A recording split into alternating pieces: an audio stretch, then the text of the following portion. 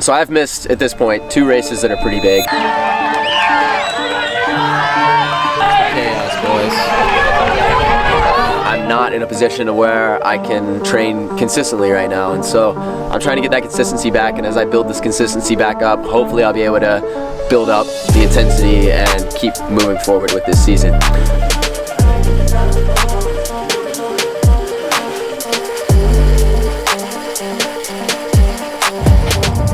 I just don't see it getting any better.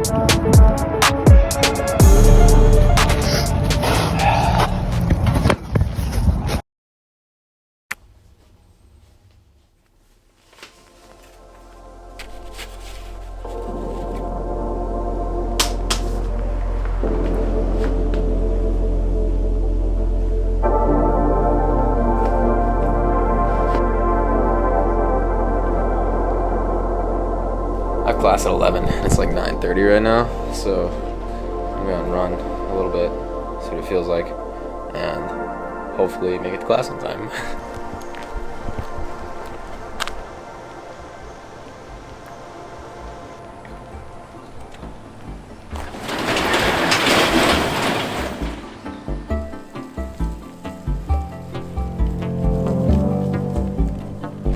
It's like the muscle that hurts is between the calf and the shin. Like right here. So let me interrupt real quick and talk about this injury. This is a flare-up in my posterior tib. We're not really sure exactly how it happened. The posterior tibialis is the muscle kind of between the calf and the tibia bone, right there, the shin bone. We think that it's kind of related to running too slow with inefficient mechanics on recovery days. So we're trying to figure out how to fix that, how to create more balanced mechanics, and probably what this is going to end up looking like is I'm going to have to increase my speed of my runs, which is kind of crazy, but I'm going to have to increase the speed of my runs and decrease the total mileage in order to effectively run at a better pace and a more efficient pace on my recovery days, which is going to end up overall being the same intensity of work that I'm putting in running 50 miles a week versus running 90 miles a week. We've always been a very intensity heavy program instead of a mileage heavy program, and so I think just running a lot of mileage versus a lot of intensity is kind of just giving me a few issues, and we're figuring it out. We're slowly figuring it out. At the time that I'm filming this, I'm actually in the edit, which some of this stuff I had no clue about, but I'm starting to discover it, talk to my coach a lot about it. And so yeah, just wanted to give an update on that. Let's get back into the video. Yeah, we'll start out here, just run around on the track a little bit, just kind of on the flat ground, and see if we can get everything warmed up. See what it's feeling like after about 4 laps, and then might go out, run a few more miles someplace else over there.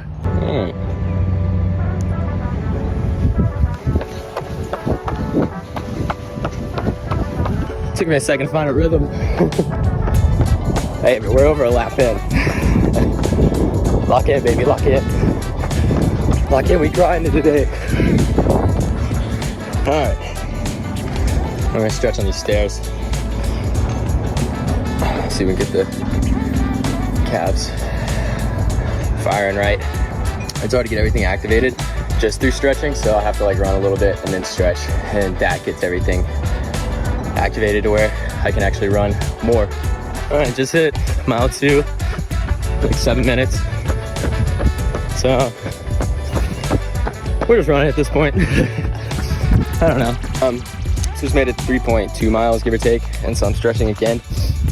A little bit of tightness there, but it's not too terrible. Definitely not as bad as when I started. I just gotta keep managing it, and just like taking these breaks to stretch a little bit gets me right, gets me feeling better. We're making it. Just made it to mile 5. It's for like a 6:30. So we're trending in the right direction. I mean, that was a good run. 6 miles, 40 minutes and 31 seconds, 6:45 pace. Started off pretty slow, I think, and then cut down at the end, so. All right, so I'm about to go meet up with Senor Adam Gomez. We're about to go pick up the t-shirts for the next round of OE, which is pretty hype. Street side unboxing. Fondren here. I don't even know if I'm gonna like reveal what these are, but I am gonna unbox them. We could put like a sensor block over the shirt. Hold it up and then we'll censor it out. We'll censor this. Alright, he's got a fire. Little Heather Gray action going. Heather Gray. It wasn't a heat. Now we make the mile trek back to the car. 60 shirts in hand. 61 actually. 61, sorry. Give me the short you guys out. Saw you short. Close. close number. They're walking backwards. Yeah. Tripped. Threw all the shirts on. I'll let you know if someone's coming after they've already bumped into you. When it's like, you're trying to tell yourself it's fall, it's like 60 degrees out, and then cold coffee in the afternoon because it's 85 and you're sweating. That's Mississippi for you. Yeah, a little there it is. It's a nice video.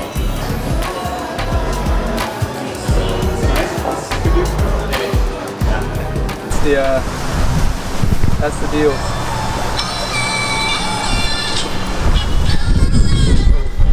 Yeah, I'm not doing it. Alright, so it's a few days later, my leg is flared up again, and it was flared up before, but it's just kind of gotten worse, and I just can't really do a whole lot with it, and so I'm back on the exercise bike.